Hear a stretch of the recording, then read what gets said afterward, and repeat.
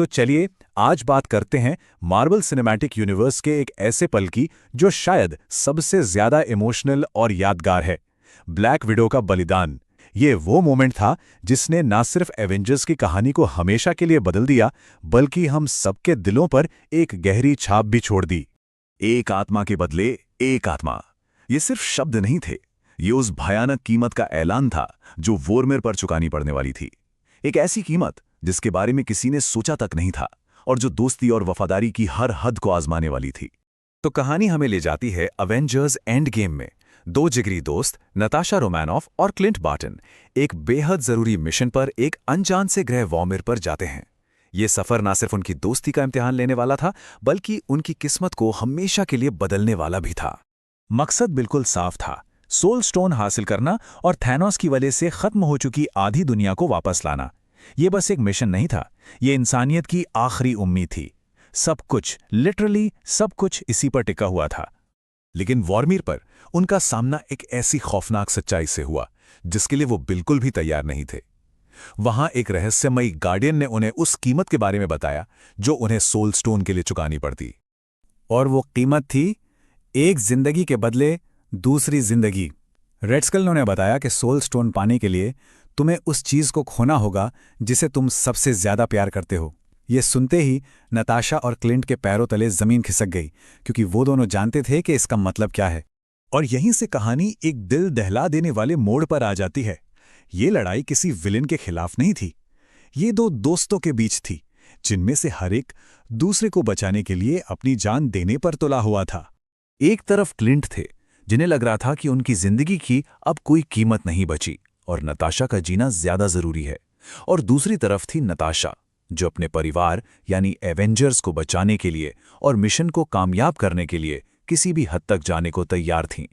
वो असल में एक दूसरे से नहीं, बल्कि एक दूसरे को बचाने के लिए लड़ रहे थे। इस दर्दनाक लड़ाई का अंत तब हुआ जब नताशा ने, कह सकते हैं कि, जीत हासिल कर ली। उसने अपनी और क्लिंट दोनों की किस्मत का फैसला खुद कर लिया। और ये कोई हार मान लेना नहीं था, ये उम्मीद की एक आखिरी सबसे बड़ी कोशिश थी। वो लड़ाई जीत गए और उसने छलांग लगा दी। एक पल की खामोशी, एक आखिरी अलविदा, और उसके बाद सब कुछ बदल चुका था। उसके बलिदान का असर फौरन देखने को मिला। सोल स्टोन तो मिल गया, लेकिन कीमत बहुत बड़ी थी।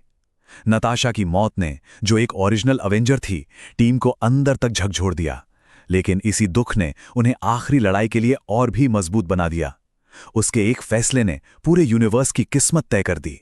और जानते हैं, इस बलिदान को जो चीज़ और भी ज़्यादा हीरोइक बनाती है, वो ये है कि उसने ये सब ये जाने बिना किया कि मिशन कामयाब होगा भी या नहीं। ये सिर्फ और सिर्फ उम्मीद के भरोसे उठाया गया एक कदम था, जब हालात बिल्कुल नामुमकिन लग रहे थे। तो अब जरा बात करते हैं इस घटना के असर और उसकी लेगेसी की। नताशा के बलिदान ने फैंस के बीच एक बहुत लंबी और ज़रूरी बहस छेड़ दी, जो आज तक चलती है। लेकिन सवाल ये उठता है कि क्या ये सीन परफेक्ट था या इसमें कुछ नैरेटिव कमियां थीं। ये एक ऐसा सवाल है जिस पर आज भी लोग बात करते हैं। फैंस के बीच जो सबसे बड़ी बहस है वो इस बात पे है कि क्लिंट ने नताशा को बलिदान नहीं किया। ये फैसला खुद नताशा का था। ये थैनोस के गमोरा को फेंकने जैसा बिल्कुल नहीं था। वो पावर के लिए किया गया एक मर्डर था, जबकि नताशा का बलिदान दूसरों को बचाने के लिए लिया गया एक वॉलंटरी फैसला था। इन सब बहसों और तर्कों के बावजूद एक बात तो पक्की है, नताशा का बलिदान मार्वल सिनेमैटिक यूनिवर्स के सबसे ज्यादा दिल तोड़ने वाले मोमेंट्स में से एक माना जाता है। इसका जो इमोशनल इम्पैक्ट है वो बहुत गहरा है। और ये सब हमें एक आखिरी सोचने पर मजबूर कर देने वाले सवाल पर लाकर खड़ा करता है, क्या उसकी कहानी का अंत किसी और तरह से हो सकता था? ये जानना काफी दिलचस्प है कि वोरमेर के लिए असल में एक दूसरा ज्यादा एक्शन वाला सीन भी सोचा गया था, जिसमें थैनोस की आर्मी से लड़ाई होती। ये जानकर हम सोचने पर मजबूर हो जाते हैं कि जो इमोशनल और पर्सनल वर्जन हमने आखिर में देखा वो कितना ज्यादा पावरफुल था, और क्या होता अगर कहानी कुछ और होती।